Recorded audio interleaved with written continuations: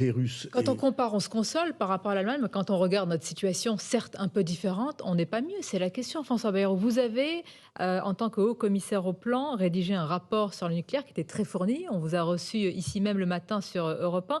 Pourquoi vous n'avez pas été entendu plus tôt par le président? Pourquoi ce sursaut n'a pas eu lieu plus tôt? Alors, ce n'est pas par le président, c'est par la totalité des responsables exécutifs français au travers des dernières décennies. Je dis une phrase un peu bizarre.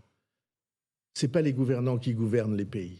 C'est les opinions publiques qui gouvernent les pays. Pourquoi l'opinion était contre le nucléaire? L'opinion était française contre le nucléaire. Mais qui lui a mis ça dans la tête? Comment expliquer cette espèce d'hypnose? Vous voulez bien que j'aille jusqu'au bout. Tout le monde était contre le nucléaire. Toutes les forces politiques, moi pas en tout cas, mais jamais, puisque j'ai toujours pensé le contraire. Ni la droite, ni beaucoup ni de la responsables. droite, ni la droite. Nicolas Sarkozy, moitié. vous le savez bien. Ni la droite à moitié. Moi, j'ai toujours pensé que c'était la seule énergie qui ne soit pas émettrice de gaz à effet de serre. Et si l'on considère que le drame climatique est causé, ou sinon causé, du moins accéléré, par les émissions de gaz à effet de serre, alors ça dicte une priorité. Mais l'opinion était très contre, notamment à partir de Fukushima, ou relancé par Fukushima. Il était dans l'idée de toutes les forces politiques qu'on allait et donc on suit baisser... hélas, c'est quand même incroyable ce que vous dites. Il y a un certain nombre de responsables politiques que vous en avez... suivent l'opinion. Il y a un certain nombre de responsables politiques, vous en avez un devant vous, qui ne suit pas ce genre de tourance. Depuis très longtemps et sur tous les sujets, sur la dette, sur le nucléaire, sur d'autres sujets, sur la nationalisation des autoroutes, sur la privatisation de EDF, sur tous ces sujets, ma position était différente de celle des gouvernants.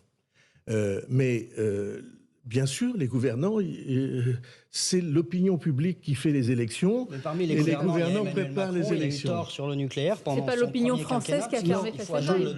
Je pense qu'il était prudent, et c'est dans son premier quinquennat qu'il a fait cette relance. Et il est vrai que le rapport que vous avez cité, il a fermé Fessenheim.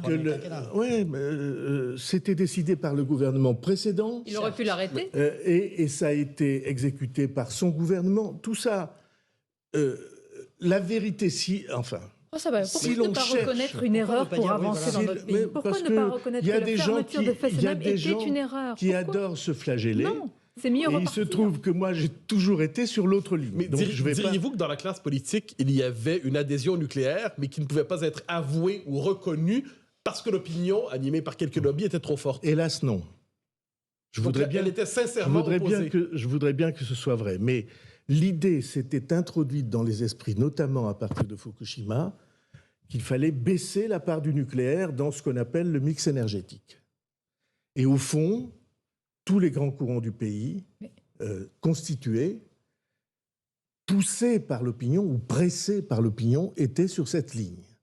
Et le président de la République a changé d'avis à partir du moment... a revu vous avez dit le vrai mot, sa position, et heureusement, et il a bien fait de prendre cette nouvelle orientation qui engage beaucoup l'avenir du pays, parce qu'il va falloir des dizaines de milliards d'investissements pour rendre à la France sa place de leader en matière du nucléaire. Bayrou, notre objectif ce matin n'est pas de pointer des responsabilités, on veut tous que notre pays s'en sorte. La question, c'est que malgré tout, François Hollande a donc acté de la fermeture de Fessenheim. Emmanuel Macron a signé. Il avait comme ministre un certain Nicolas Hulot, dont je me souviens qu'il avait dit sur cette antenne et d'autres, le nucléaire n'est pas une énergie d'avenir.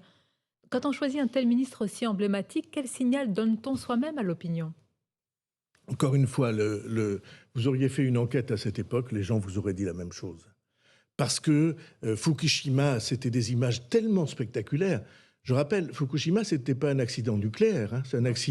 C'est un tsunami qui a tout d'un coup mis en panne, en difficulté, en grosse difficulté, les centrales japonaises. Les Japonais ont décidé depuis de reconstruire des centrales nucléaires.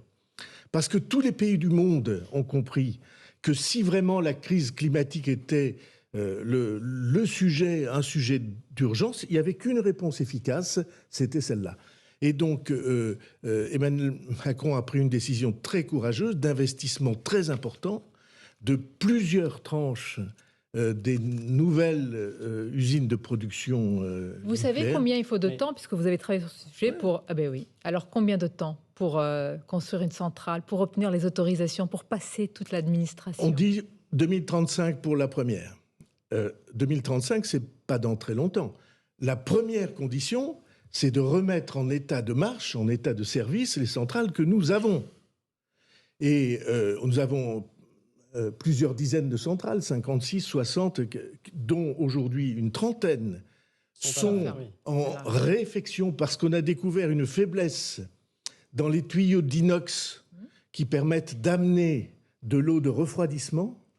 Et on a découvert qu'il y avait des fissures dans ces tuyaux. Et comme on a monté les standards de sécurité, et d'une certaine manière, on peut dire que quand même c'est utile, les standards de sécurité nouveaux se sont appliqués et obligent à réparer les tuyaux d'alimentation du refroidissement. C'est pas du nucléaire, c'est du refroidissement.